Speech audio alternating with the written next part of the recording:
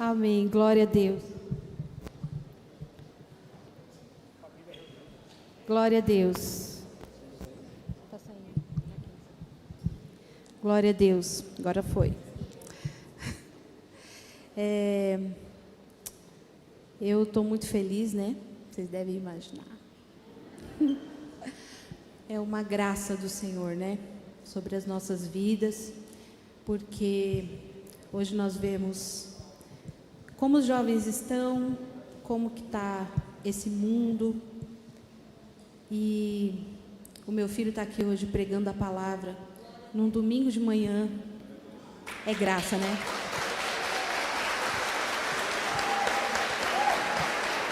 Glórias a Jesus, glórias a Jesus. Glória a Deus, Deus é muito bom para nós. Você me ajuda a orar por ele? Pode ser? Estende tua mão para cá. Vamos pedir ao Senhor, né? Que o Senhor fale com você, através da vida dele. Senhor, eu coloco a vida do Gabriel, Senhor, nas tuas mãos. Ele é o teu filho antes de ser meu. Eu te agradeço, Senhor, por tudo, pela vida dele, porque o Senhor me prometeu, Senhor, um filho, o Senhor me deu. E o Senhor tem sustentado a vida dele até aqui. Eu sei que vai continuar sustentando. Então eu te peço que nesse momento o Senhor use a vida dele poderosamente para falar com os meus irmãos. Que a tua voz, Senhor, seja ouvida nesta manhã, através da boca do Gabriel, em nome de Jesus.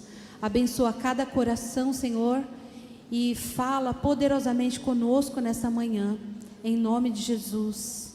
Amém. Amém.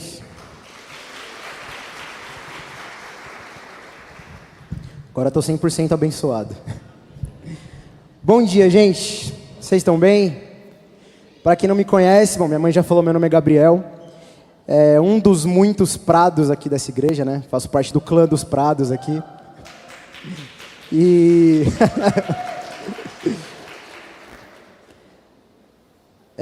atualmente estou aqui na liderança de jovens e adolescentes da igreja. Alguns domingos também vocês me vêm tocando bateria aqui, ministrando. E estou muito feliz de estar aqui, muito feliz mesmo, muito feliz, muito honrado. E é uma baita de uma responsabilidade também. Bom, o tema que eu queria tratar com vocês hoje é criando respostas. Queria falar um pouco sobre criar respostas juntamente com Deus. Como que o nosso posicionamento pode, de alguma maneira, ser importante para a gente colaborar com Deus, não no sentido de Deus precisar da nossa ajuda, mas como que a gente pode ser participante daquilo que Deus está fazendo. E surgiu um anseio de ser participante daquilo que Deus está fazendo. Quando o Biano me ligou para me convidar para pregar, para me convidar para estar aqui, a gente acabou conversando um pouquinho sobre essa união de gerações entre os jovens, os mais velhos, as crianças, e como isso é importante no contexto igreja. Como isso é importante aqui no nosso meio, essa união de gerações. Justamente porque os jovens têm muito a agregar e a sabedoria dos mais velhos tem muito mais ainda para agregar. Eu lembro até que em uma das sexta-feiras, lá na PF de adolescentes, a gente acabou não combinando muito bem a questão do louvor e surgiu uns 4, 5 violões do nada, assim, para poder ministrar. Porque os adolescentes têm essa gana, essa fome de servir, de estar junto, de estar fazendo alguma coisa. Aí depois a gente deu uma organizadinha para não acontecer mais isso. Mas é justamente isso que eu e você precisamos ter. Esse anseio, essa vontade de ser participante, de estar junto, e não só estar junto, mas ter uma qualidade nessa presença, acrescentar algo ao corpo de Cristo, amém? Por isso eu queria que você abrisse no livro de Hebreus, no capítulo 11.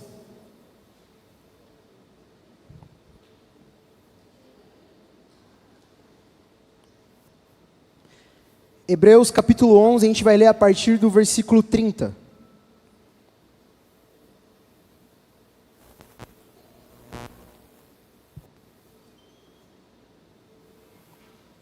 Hebreus capítulo 11, versículo 30, todo mundo achou? Perfeito. Vou ler aqui na versão NA.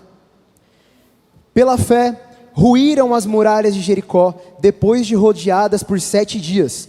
Pela fé, Raabe a prostituta não foi destruída com os desobedientes, porque acolheu os espias com paz. E o que mais direi? Certamente me faltará o tempo necessário para falar de Gideão, de Baraque, de Sansão, de Jefté, de Davi, de Samuel e dos profetas, os quais por meio da fé conquistaram reinos, praticaram a justiça, obtiveram promessas, fecharam a boca de leões, extinguiram a violência do fogo, escaparam de ser mortos à espada, da fraqueza tiveram força, fizeram-se poderosos na guerra, puseram em fuga exércitos estrangeiros. Mulheres receberam pela ressurreição os seus mortos, alguns foram torturados, não aceitando seu resgate, para obterem superior ressurreição. Outros, por sua vez, passaram pela prova de zombarias e açoites, sim, até de algemas e prisões. Foram apedrejados, cerrados ao meio, mortos ao fio da espada, andaram como peregrinos, vestidos de peles de ovelhas e de cabras, passaram por necessidades, foram afligidos e maltratados. O mundo não era digno deles. Andaram errantes pelos desertos, pelos montes, pelas covas, pelos antros da terra. Todos estes, mesmo tendo obtido bom testemunho por meio da fé, não obtiveram a concretização da promessa. Porque Deus tinha previsto algo melhor para nós, para que eles, sem nós, não fossem aperfeiçoados. Continua no 12 comigo. Portanto, também nós, visto que temos a rodear-nos de tão grande nuvem de testemunhas, livremo-nos de todo o peso e do pecado, que tão firmemente se apega a nós, e corramos com perseverança a carreira que nos está proposta, olhando firmemente para o autor e consumador da nossa fé, Jesus, o qual, em troca da alegria que lhe estava proposta, suportou a cruz, sem se importar com a vergonha, e agora está sentado à direita do trono de Deus. Portanto, pensem naquele que suportou tamanha oposição dos pecadores contra si mesmo, para que vocês não se cansem e nem desanimem. Eu queria orar por essa palavra mais uma vez. Abaixa a cabeça rapidinho. Senhor, nós te agradecemos por tudo que o Senhor já fez aqui nesse culto, Pai. Nós te agradecemos porque a sua presença é palpável, a sua presença é nítida, Senhor, aqui no nosso meio. Nós te agradecemos porque mesmo nós não merecendo, mesmo na nossa condição de pecadores, Senhor, caídos, o Senhor se faz presente com a sua graça e com a sua misericórdia aqui, Senhor. E dentro dessa graça, dessa misericórdia, nós te pedimos que os nossos corações sejam abertos, as nossas mentes, Senhor, passem a ser frutíferas agora, Senhor, para aquilo que nós vamos receber, Senhor, a começar de mim, Pai. Em nome de Jesus. Amém. Bom, aqui em Hebreus 11, o autor desconhecido, alguns dizem que talvez possa ser o apóstolo Paulo, ou que possa ser um autor de alguma outra igreja, alguém que cuidava de algumas outras igrejas. A gente não sabe quem é o autor de Hebreus, mas ele discorre aqui um pouco sobre a fé. Ele nos explica o que é a fé e nos dá também algum exemplo de como os heróis da fé caminharam em direção às promessas de Deus através dessa fé. E o que a gente pode perceber em comum, dentre todos esses heróis da fé, é que todos eles tinham anseio de ser participantes daquilo que Deus estava fazendo. Claro que alguns no começo rejeitaram, não quiseram, mandaram Deus escolher outro, duvidaram de si mesmo, duvidaram daquilo que Deus poderia fazer, mas através da fé, eles caminharam na promessa e caminharam adiante daquilo que Deus tinha proposto e preparado para eles. Deus tinha preparado uma jornada, um caminho para cada um deles, e através da fé, a fé seria o principal elemento que os levaria nesse caminho. E dentre esses heróis da fé, eu queria pegar um deles especificamente para trazer de exemplo para a gente aqui hoje. Eu queria que você abrisse comigo agora, lá no livro de Daniel.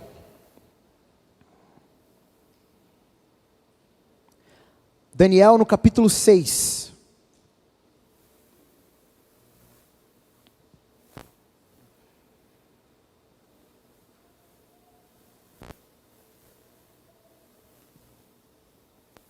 Daniel capítulo 6, a partir do versículo 1. Dário decidiu constituir 120 sátrapas, para que administrassem todo o seu reino. Sobre eles colocou 3 presidentes, dos quais Daniel era um, aos quais estes sátrapas deveriam prestar contas para que o rei não tivesse nenhum prejuízo. Então o mesmo Daniel se destacou entre os demais presidentes e sátrapas, porque nele havia um espírito excelente. O rei pensava em colocá-lo sobre todo o reino. Então os presidentes e os sátrapas começaram a procurar um pretexto relacionado com a administração do reino para poderem acusar Daniel, mas não conseguiram encontrar esse pretexto. Nem culpa alguma, porque ele era fiel e não se achava nele erro nem culpa. Então estes homens disseram: nunca acharemos pretexto para acusar esse Daniel, a menos que procuremos algo relacionado com a lei do Deus que ele adora. A gente sabe que Daniel foi levado muito novo, cativo para a Babilônia. E quando ele é levado, ele passa por um processo de aculturação. Então, as roupas dele são mudadas, o modo de falar dele é mudado, até tentaram mudar a alimentação dele, tentaram mudar o Deus que ele adorava. Daniel passa por esse processo de se enquadrar a um novo padrão de sociedade. E é engraçado porque desse capítulo 1, de quando Daniel chega, até o capítulo 6, já se passaram 70 anos. A gente costuma imaginar que Daniel foi jogado na cova dos leões jovem. Só que Daniel já era um senhor, já era um idoso. Daniel já devia ter mais de 80, quase 90 anos quando ele foi jogado na cova dos leões. E é nesse contexto que o capítulo 6 se passa.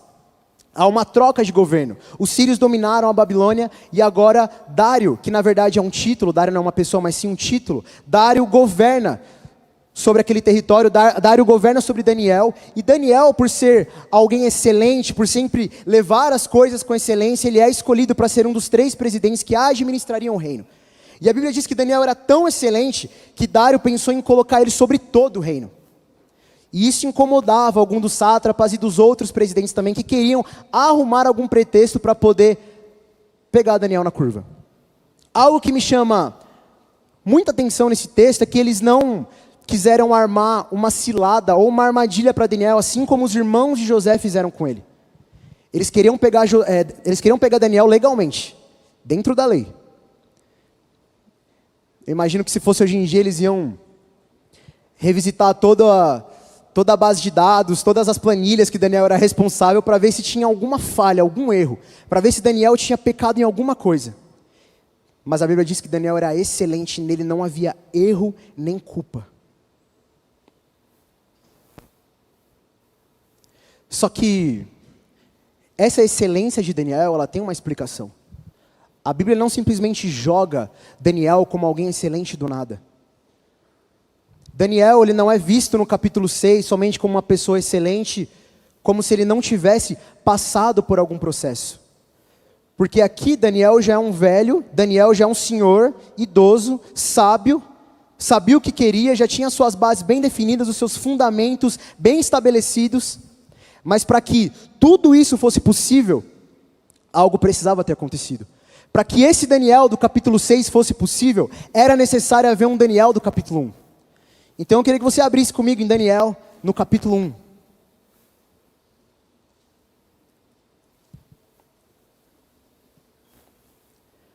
A partir do versículo 3. Daniel, capítulo 1, a partir do versículo 3. Diz assim: depois o rei ordenou a Aspenaz, chefe dos seus eunucos, que trouxessem alguns dos filhos de Israel, tanto da linhagem real como dos nobres, jovens sem defeito nenhum, de boa aparência, sábios, instruídos, versados no conhecimento e que fossem competentes para servirem no palácio real. E que Aspenaz lhe ensinasse a cultura e a língua dos caldeus. O rei determinou que eles recebessem uma alimentação diária tirada das finas iguarias da mesa real e do vinho que ele bebia. Os jovens deveriam ser educados ao longo de 3 anos, e ao final desse período passariam a servir o rei. Entre eles se achavam Daniel, Ananias, Misael e Azarias, que eram da tribo de Judá. O chefe dos eunucos lhes deu outros nomes, a saber, Daniel, de Beltesazar, de Ananias de Sadraque, de Misael, de Mesaque e de Azarias de Abidnego. Agora preste atenção nesse versículo 8. Daniel resolveu não se contaminar com as finas iguarias do rei, nem com o vinho que ele bebia. Por isso, pediu ao chefe dos eunucos que lhe permitisse não se contaminar. E Deus concedeu a Daniel misericórdia e compreensão da parte do chefe dos eunucos. É a partir do capítulo 1 que a gente consegue entender a excelência do Daniel do capítulo 6. Daniel não era simplesmente excelente para poder agradar o rei Dário. Daniel não era simplesmente excelente porque ele queria se destacar em relação aos outros presidentes e os outros sátrapas para poder ter um orgulho próprio. Israel. Daniel, ele escolhe não se contaminar com as finas iguarias do rei, porque Daniel se lembrava de onde ele tinha sido tirado. E ele pede ao cozinheiro, ao chefe dos eunucos, para que a alimentação dele não fosse mudada e faz uma prova com eles. E a gente sabe que o físico de Daniel estava muito mais preparado, muito mais condicionado em relação aos outros jovens. E a Bíblia diz que por conta disso, Deus foi misericordioso com ele. Deus teve compaixão de Daniel. Ou seja, para que Daniel fosse excelente, teria que haver renúncia da parte dele. E as finas iguarias do rei que chamavam a atenção, é como se naquela época fosse o camarote VIP da Babilônia. E eu imagino que para um jovem isso era tentador. Ter tudo isso à disposição dele. Tão fácil, tão rápido. Só que Daniel decide não se contaminar, porque ele sabia de onde ele tinha sido tirado, ele sabia que aquilo não agradaria a Deus. Tudo bem, só que, trazendo isso para a gente hoje, a gente não pode simplesmente olhar para a história de Daniel e achar que as finas iguarias do rei vão ser tão escrachadas na nossa vida também. Porque hoje em dia, para mim e para você, as finas iguarias do rei são mais sutis. São mais simples. São mais encobertas. É como se a gente não caísse mais nas tentações, as tentações mais óbvias. Não, sexo fora do casamento, não, isso eu não faço. Ah não, ver pornografia, não, isso eu não faço. Ah, ser desrespeitoso com os mais velhos, não, isso eu não faço. Agora, talvez as finas iguarias do rei para nós, seja o fato de nós sermos apáticos, irresponsáveis, desanimados, indiferentes, insubmissos. Talvez as finas iguarias do rei para a gente seja a cultivação de uma aversão às responsabilidades. Isso não vale só para a gente que é jovem, mas isso vale para todos nós aqui. Talvez as finas iguarias do rei, talvez não, as finas iguarias do rei são tudo aquilo que vão contra a nossa identidade. Porque se Daniel rejeita o que o rei está oferecendo, porque ele sabia de onde ele tinha sido tirado, hoje, para nós, tudo aquilo que é pecado, que a Bíblia diz que não provém de fé, é tudo que é oposto à nossa identidade. Ou seja, eu não peco mais porque eu tenho medo de Deus ou porque eu tenho medo de ir para o inferno. Eu não peco porque o pecado não faz parte de quem eu sou. Não compactua com a minha identidade. E isso é fruto de um amor e obediência, confiança a Deus. Não simplesmente de um medo de ser julgado, não simplesmente do medo do meu ministério ser tirado de mim, ou de como as outras pessoas vão olhar para mim. Mas eu rejeito as finas iguarias do rei, porque isso não condiz com a minha realidade. Ou seja, eu não sou apático aqui dentro da igreja, porque não condiz com a minha identidade de filho. Eu não propago fofoca dos outros, porque não condiz com a minha identidade de filho. Eu não sou desrespeitoso porque não condiz com a minha identidade de filho. As finas iguarias do rei para nós hoje são muito sutis. Até porque tenha certeza de uma coisa: o diabo não quer tirar você da igreja. O diabo não quer que você saia daqui. A gente acha que o plano de Satanás para todo mundo é que Satanás me influencia a sair da igreja e me jogue numa cova, num buraco onde eu nunca mais vou sair. Talvez não. Talvez Satanás queira que você fique aqui dentro. Só que indiferente, apático, sem responsabilidade, sem compaixão, sem misericórdia, sem amor uns pelos outros.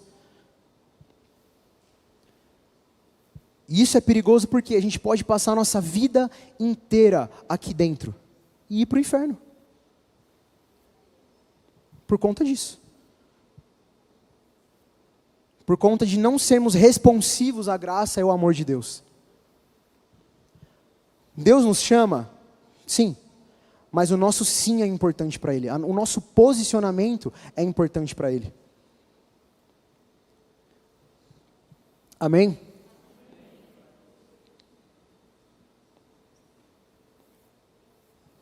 E é por isso que essa falta de responsabilidade e indiferença que nós temos com as coisas de Deus. Irmão, entenda, as coisas de Deus não são simplesmente as coisas que nós fazemos aqui dentro.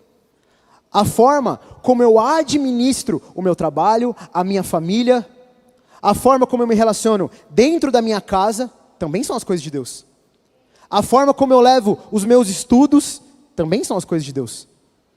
E aqui dentro da igreja também.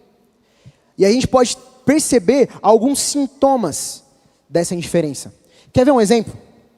Uma coisa que eu fiquei maquinando por um tempo assim e queria compartilhar aqui com vocês. A pregação sobre dízimo e as pequenas famílias surgem de uma mesma necessidade. Não sei se você já parou para pensar nisso. Quando vem alguém aqui pregar sobre o dízimo, e o fato de existirem pequenas famílias, seja em outras igrejas, células, pequenos grupos, surgem de uma mesma necessidade. Sabe qual é? A falta da nossa responsabilidade uns com os outros. Porque a maioria de nós não tomaria a iniciativa de contribuir na igreja ativamente sem alguém estar pedindo. Só porque nós lemos na palavra, que é o que Deus quer, que nós tenhamos compaixão um pelo outro, que nós tenhamos zelo pela casa de Deus, mas não, nós precisamos, domingo após domingo, que alguém venha aqui pregar e nos lembrar sobre a responsabilidade que já devia estar cravada no meu e no seu coração. E a pequena família surge da mesma necessidade, porque a maioria de nós nem lembra que por livre e espontânea vontade pode reunir uns 5, 10 amigos e estudar a palavra em casa.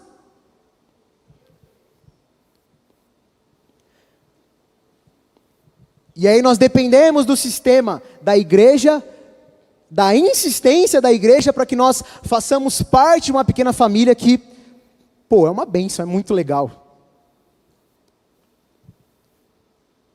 Porque nós, por nós mesmos, não pensamos nessa responsabilidade e nos reunimos para estudar a palavra em casa. Porque talvez quando a gente se reúne, é para falar de outros assuntos. Sejam assuntos até sérios, relevantes, importantes, ou só besteira.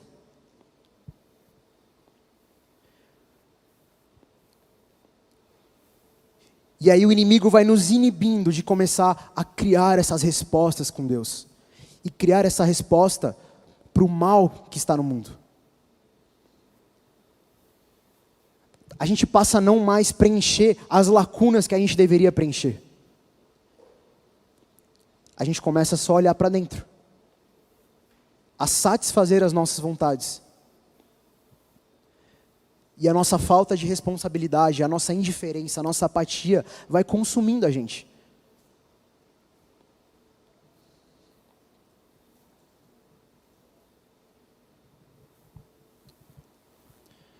Só que Deus é tão misericordioso, tão gracioso, tão compassivo para com a gente, que Ele nos dá um escape.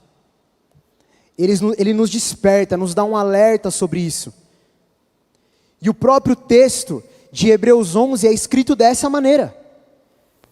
Esse é o objetivo do texto. Do comecinho do 12 também, porque ali no 12 você tem a palavra portanto, ou seja, uma continuação do capítulo 11, é um fechamento ali do capítulo 11. Eu queria que você voltasse comigo no capítulo 12 de Hebreus.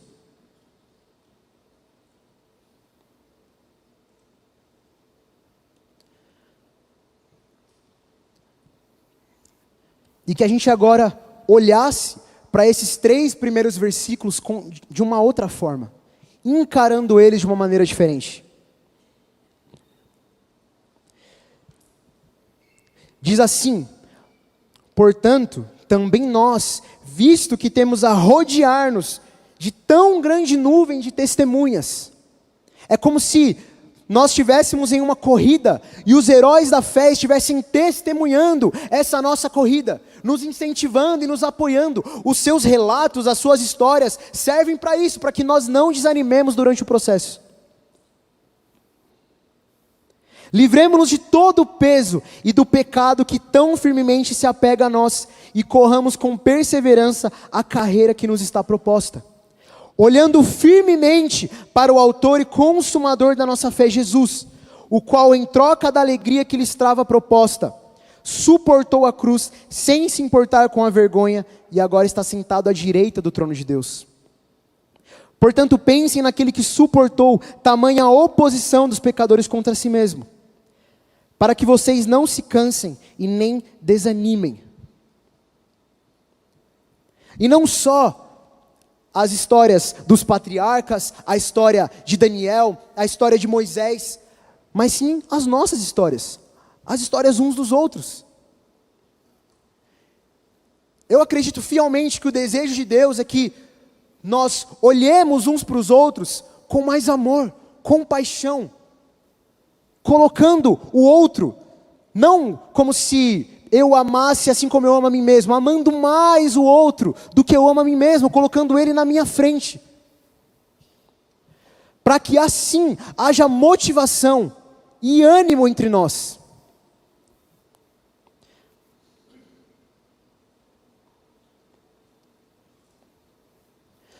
Só que isso só é possível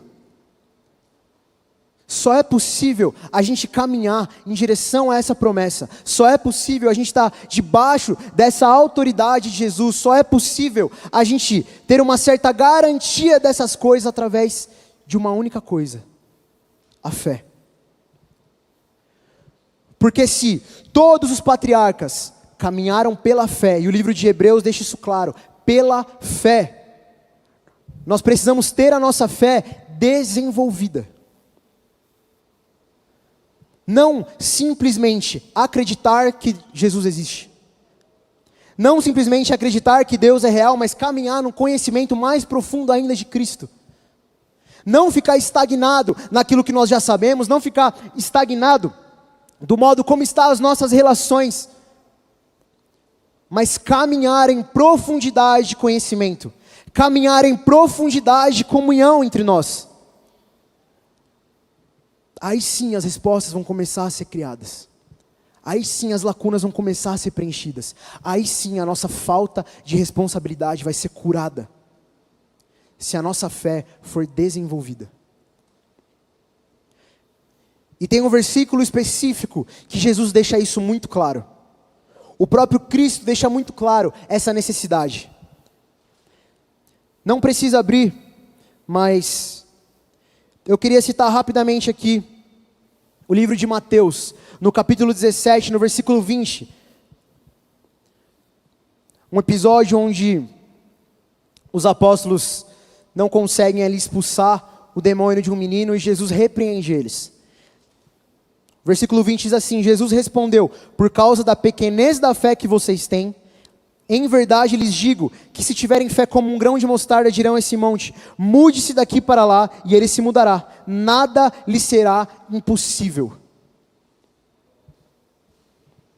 É necessário que a nossa fé se desenvolva. E como Jesus deixa isso claro? Um grão de mostarda tem aproximadamente 2 milímetros de tamanho. Só que ele vira uma das maiores árvores que existem.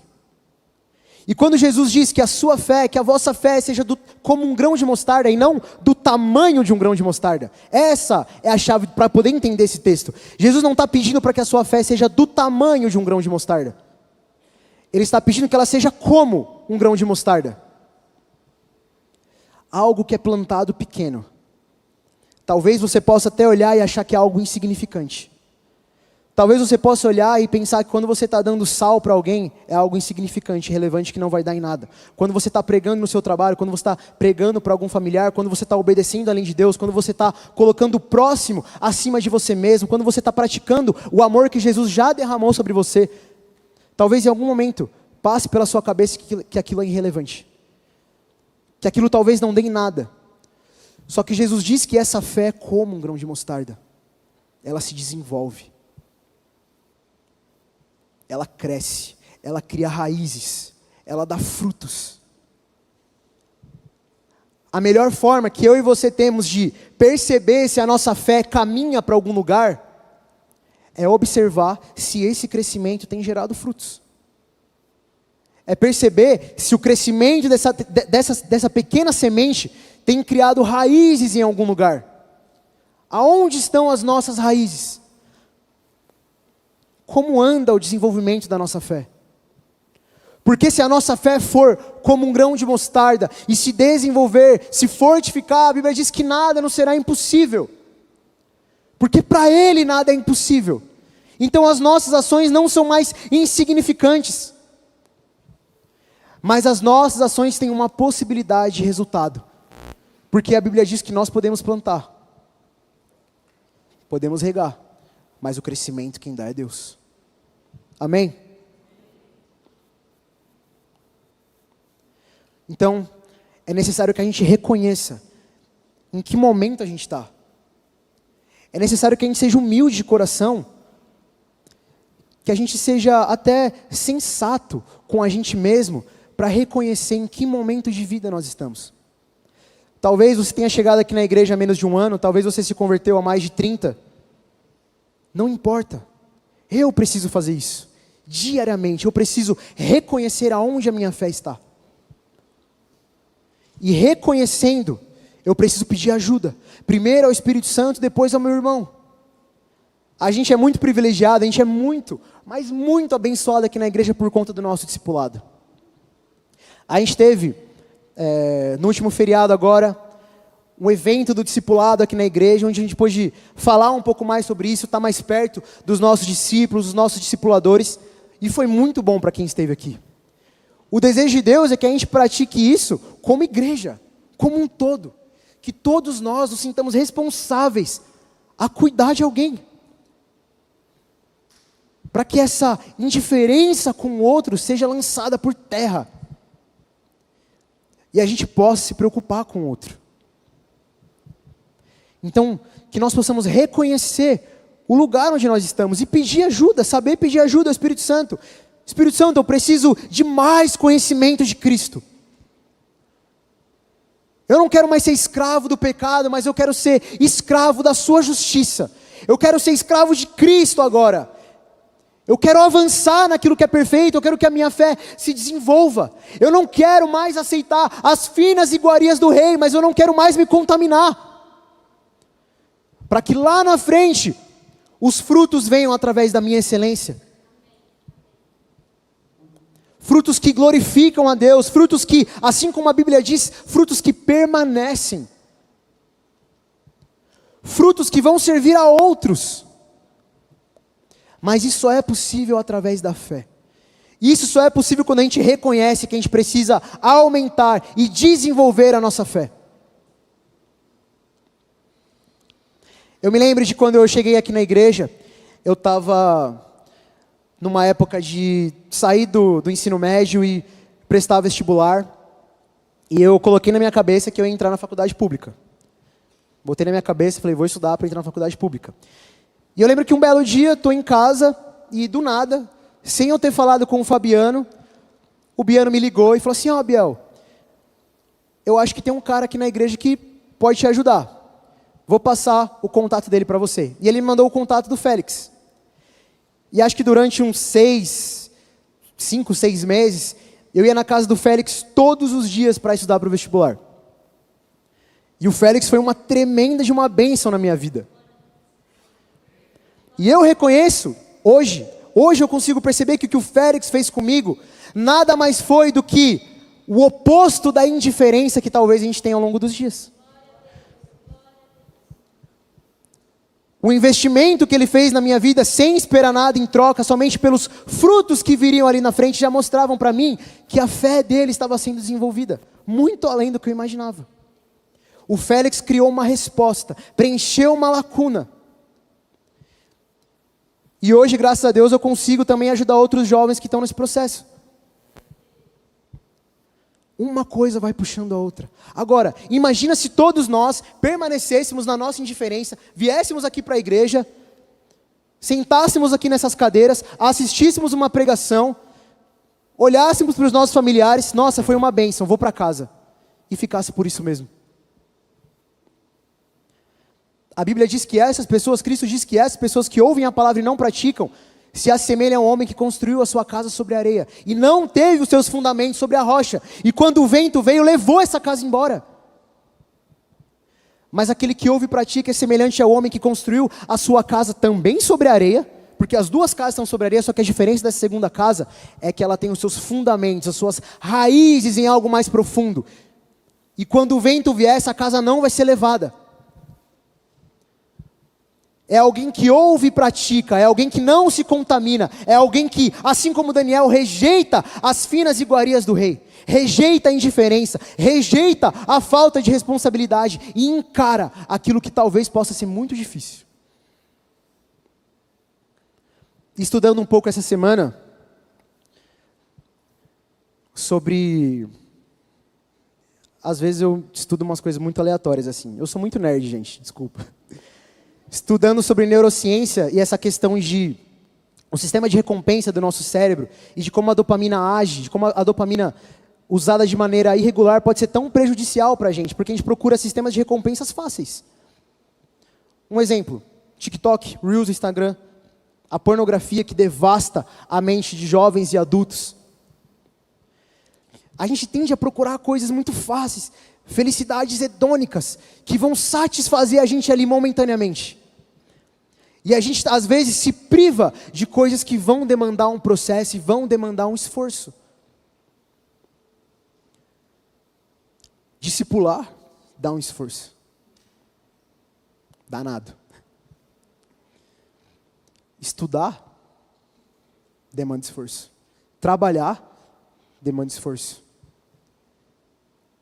Amar a Deus demanda esforço. Só que com uma pequena diferença. Quando o Espírito Santo age na minha e na sua vida e a nossa fé começa a ser desenvolvida, esse esforço é prazeroso. Porque, assim como eu disse no começo, eu não peco mais porque eu tenho medo ou porque eu estou cumprindo uma tarefa. Mas eu rejeito tudo aquilo que pode afetar a minha vida, porque não condiz mais com a minha identidade. E talvez todo esse nosso esforço não seja recompensado em terra. Assim como a Bíblia diz, no capítulo 11 de Hebreus.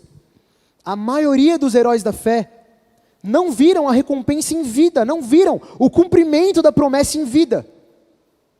Mas nem por isso deixaram de caminhar em direção a isso. Daniel sabia que se ele não cumprisse a ordenança do rei Dário, ele seria jogado na cova dos leões. E nem por isso ele recuou. Nem por isso ele olhou para aquele esforço que ele teria e desistiu.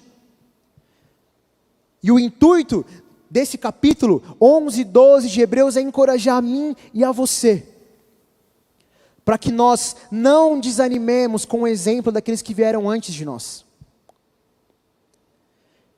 Para que mesmo que a gente não veja o cumprimento dessas promessas em vida, para que mesmo que a gente não veja o resultado disso, a gente faça porque nós amamos a Deus e porque nós temos essa nova identidade nele. Amém? Eu queria ler um último texto aqui com você. Daniel capítulo 6.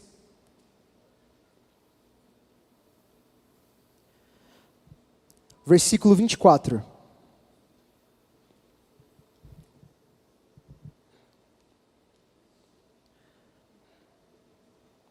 Toda essa história de Daniel, tudo aquilo que Daniel passou, todo o esforço que foi demandado, toda a dedicação de Daniel, a renúncia que ele teve em relação às iguarias do rei, o posicionamento dele de ser excelente em tudo aquilo que ele fazia, Daniel foi privilegiado porque ele viu a recompensa daquilo em vida.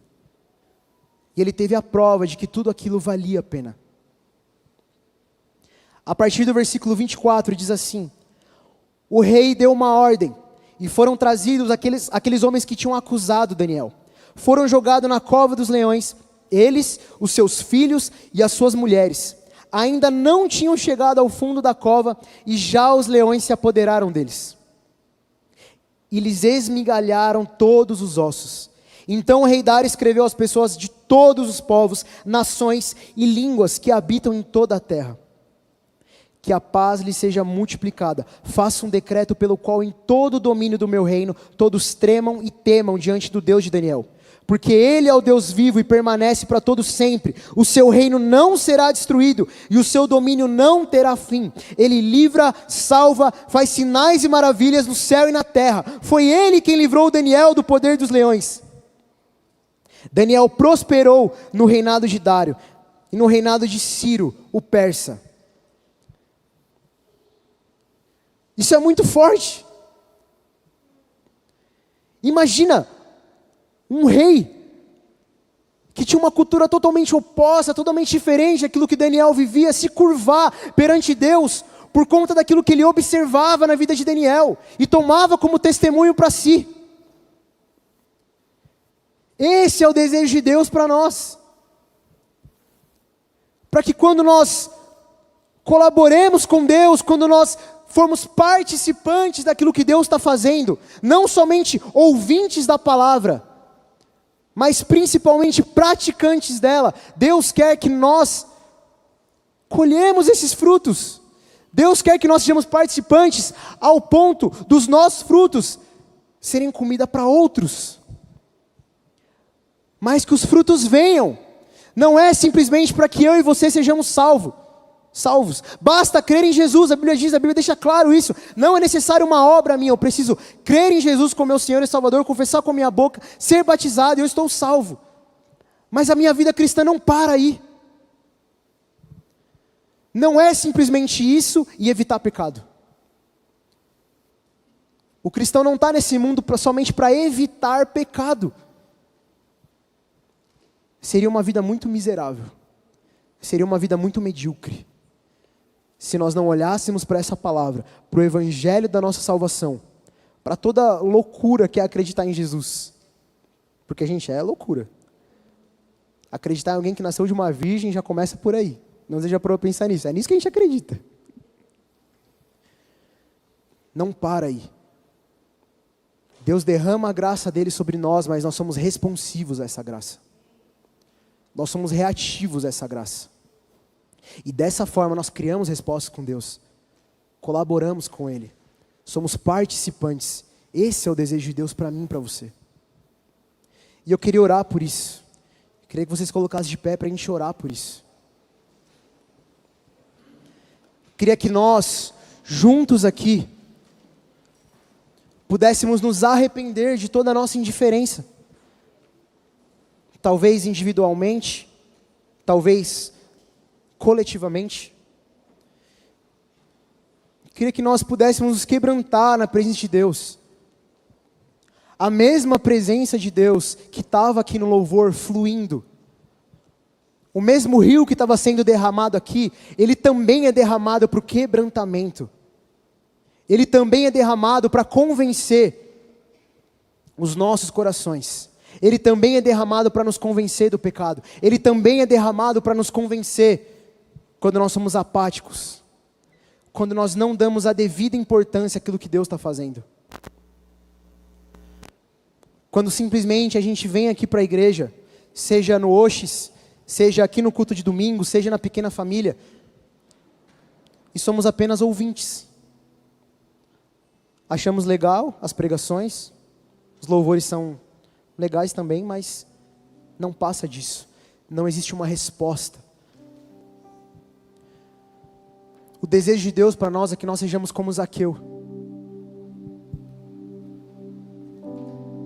Que quando entende o que Jesus tinha feito por ele ali, ele não tem outra saída. O desespero dele era tão grande, mas tão grande, que a Bíblia diz que ele devolve 4 vezes mais aquilo que ele tinha cobrado, e 4 vezes mais era a pena máxima da lei para quando você interferia na fonte de renda de alguém. Zaqueu não precisava ter devolvido 4 vezes mais, mas ele escolhe na pena máxima da lei, entregar tudo que ele tinha, porque o desespero dele de responder aquilo que Jesus tinha feito por ele era tão grande, que não tinha outra alternativa a não ser entregar tudo. Então que para nós, igualmente, não tenha outra alternativa a não ser entregar tudo que nós temos. Feche seus olhos, vamos orar por isso. Eu não quero fazer um apelo intencional, mas eu quero que nós possamos refletir isso nos nossos corações. Espírito Santo, que o Senhor flua aqui no nosso meio. Senhor, nós queremos entrar na sua presença te pedindo perdão por quem nós somos. Senhor, nós queremos entrar na sua presença te pedindo perdão por aquilo que nós fazemos até inconscientemente, que não condiz com o propósito, com o caminho que o Senhor trilhou para nós, que o Senhor preparou para nós. Nós queremos nos quebrantar, Senhor, na sua presença, dizendo que nós não somos nada sem Ti. Senhor, mas nós também queremos Te pedir, Senhor, dentro dessa graça, dentro dessa misericórdia, que o Senhor tenha compaixão de nós, que o Senhor tenha misericórdia de nós, Senhor, dentro dessa nossa limitação.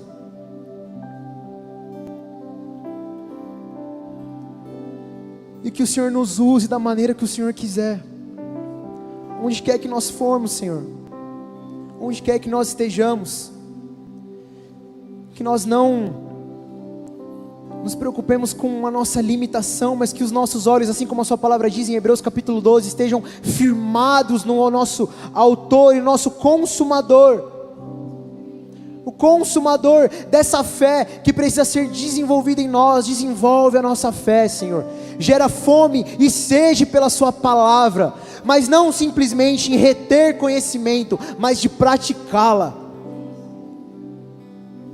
Senhor, gera em nós senso de pertencimento, não só essa igreja, mas a igreja de Cristo, que nós possamos olhar uns para os outros com responsabilidade, Senhor, nós somos responsáveis uns pelos outros, que nós possamos olhar uns para os outros com um olhar de amor, misericórdia, colocar o outro, Senhor, no nosso lugar, não para que a gente possa ferir o outro, mas que a gente possa ajudar o outro a se levantar.